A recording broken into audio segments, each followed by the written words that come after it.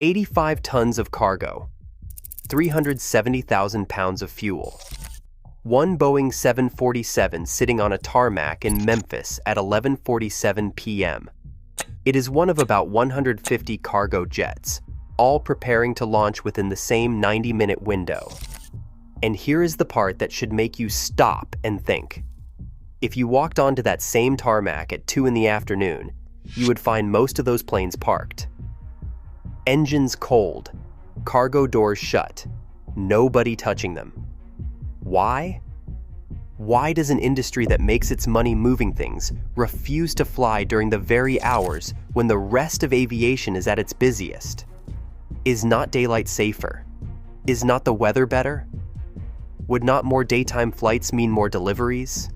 Would not it be cheaper to operate when the entire ground crew is not pulling a graveyard shift?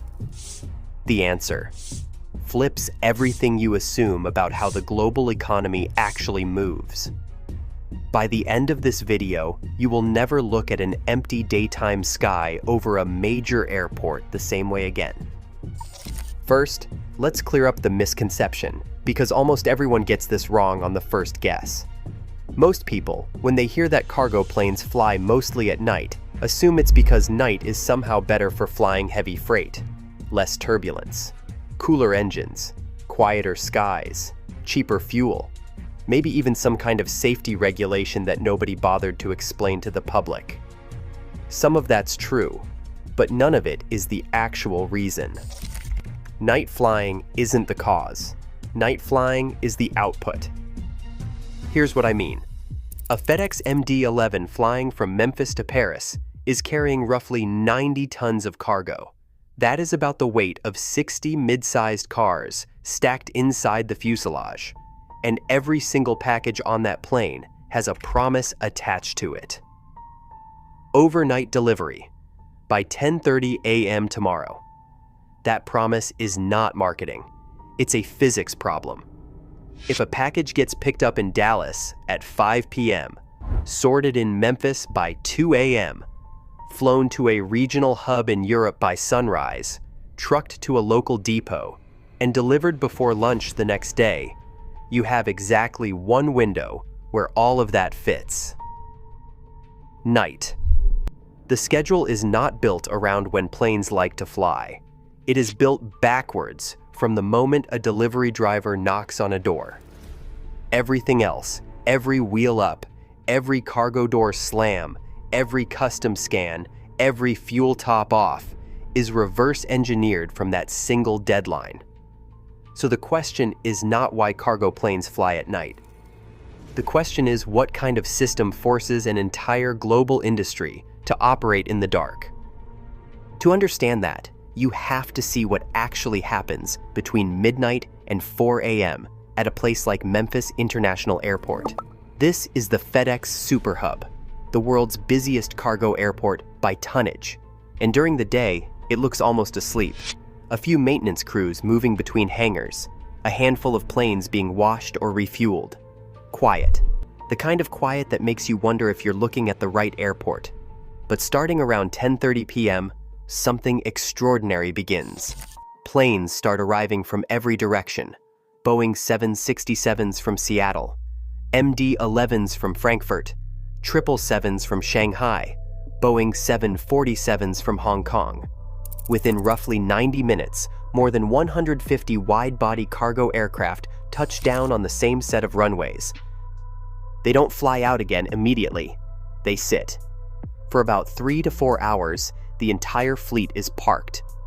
While inside the sort facility, a moving river of packages is being routed at a rate of roughly 475,000 items per hour. Conveyor belts the length of football fields. Laser scanners reading barcodes at speeds the human eye can't follow. Workers in hard hats moving between containers, loading aluminum pallets the size of large refrigerators. Forklifts threading between rows of cargo with practiced precision. Tugs pulling trains of containers across the apron like ants moving a carcass. Then, starting around 3 in the morning, the entire process reverses. Planes start launching back into the sky in waves. By 6 in the morning, the tarmac is nearly empty again, almost as if none of it ever happened. The runway lights dim. The trucks roll out the gates. The pulse is over. This is called a pulse. The entire global cargo network pulses once every 24 hours, and the heartbeat is the middle of the night. UPS does the same thing in Louisville, Kentucky. DHL does it in Leipzig, Germany. Every major cargo carrier in the world runs on this same rhythm. Hundreds of planes converging, sorting and scattering, every single night. The world's economy quietly breathes in and out while most of its customers are asleep. Now, here's where common sense breaks down completely. If you were designing a global delivery system from scratch, you might assume daytime would be better. Better visibility for the pilots, warmer air, more alert ground crews, easier weather decisions. Everyone is awake anyway, so why not work during normal hours like every other industry on the planet? But there's a problem with that logic. Daytime is already taken. Major hub airports around the world, like Heathrow, Frankfurt, Narita, Charles de Gaulle, and JFK, are jammed almost solid with passenger aviation during daylight hours. A typical hub airport handles a passenger jet landing or taking off roughly every 45 to 90 seconds during peak day operations. A cargo plane trying to slot itself into that flow is like a freight train trying to merge onto a single-lane highway during rush hour traffic. It doesn't fit, and it slows everything down behind it. Every minute a freighter spends taxiing during peak hours is a minute that 3 passenger jets behind it are burning fuel while waiting in line. But it gets stranger. Many of the world's busiest airports have something called a night curfew. Heathrow, for example, severely restricts passenger flights between 11 p.m. and 6 a.m. to reduce noise complaints from surrounding neighborhoods. The same rule applies in Frankfurt, in parts of Tokyo, in Sydney, and in dozens of major cities around the world, which means during those exact hours, the runways are nearly empty. And cargo carriers have specific regulatory exemptions that let them operate during curfew hours when passenger flights cannot. So the system isn't choosing night because night is ideal. The system is choosing night because day is full and night is open. The freight industry is essentially running on the airport's night shift. Same building, same runways, same air traffic controllers, completely different economy, operating after the daytime tenants go home. It's like a restaurant that becomes a nightclub after midnight, except the nightclub moves 100 million packages a year and stocks the shelves of every store you'll visit tomorrow. But there's a second reason that goes deeper than scheduling, and this one is pure physics. Cooler night air is denser, and denser air gives an aircraft more lift per unit of fuel burned. When you're hauling 90 tons of cargo down a runway, even a small efficiency gain on takeoff translates to thousands of pounds of fuel saved over a long-haul flight. A fully loaded Boeing 747 freighter taking off in cool night air at 50 degrees Fahrenheit can lift roughly 20,000 pounds more cargo than the same plane taking off on a hot summer afternoon at 95 degrees. That's the difference between profit and loss on a single flight. That's the weight of a fully loaded pickup truck just appearing in your cargo hold for free, simply because the sun went down. The atmosphere is also calmer at night. Convective turbulence, the kind caused by the sun heating the ground unevenly, mostly dies down after dark. Jet streams behave more predictably. Storm systems are easier to map and avoid. Headwinds and tailwinds stabilize. Fuel burn becomes easier to forecast within a few hundred pounds. But the biggest hidden layer isn't the planes or the weather. It's the people. The sorters in Memphis. The truck drivers waiting at depots in Cologne. The customs officers in Hong Kong. The forklift operators in Anchorage. The fuelers in Dubai. The dispatchers in Louisville. The entire ground operation of global freight has been built around a nocturnal rhythm. The pilots are nocturnal. The mechanics are nocturnal. The dispatchers are nocturnal. An entire workforce of hundreds of thousands of people lives on the opposite clock from the rest of the world, all so a box can be on a doorstep before lunch. None of this was inevitable. It was invented. In 1973, a man named Fred Smith launched a company out of Memphis called FedEx Express. His idea sounded absurd at the time. Fly small packages by jet overnight on a hub-and-spoke model where everything passes through one central airport before being redistributed. The first night of operation, FedEx Express flew exactly 14 packages. 14. That's it. Critics thought the entire concept would collapse within a year. The math did not seem to work. The fuel costs did not seem to work. The labor model did not seem to work. The whole thing looked like an expensive way to lose money in the dark.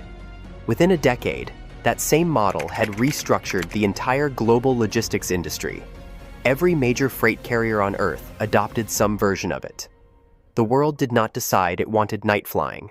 The world decided it wanted overnight delivery, and night flying was the price.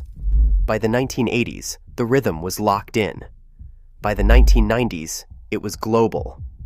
By the 2000s, e-commerce poured a hurricane of new volume onto a system that was already running at full pulse every single night, and it just absorbed it. The system did not need to be redesigned, it just needed more planes. Once you see it, you start to see it everywhere. The Amazon box on your front porch this morning was probably on a cargo plane somewhere over Kansas at 3 in the morning. The replacement passport your friend got in 2 days was on a cargo plane. The donor organ flown across 3 time zones to save a life was almost certainly on a chartered freighter operating in the dead of night. The iPhone shipped from a factory in Zhengzhou, China, to a warehouse in Kentucky. That phone crossed the Pacific Ocean while you were sleeping, in the belly of a Boeing 777 freighter, cruising at 36,000 feet over the dark ocean.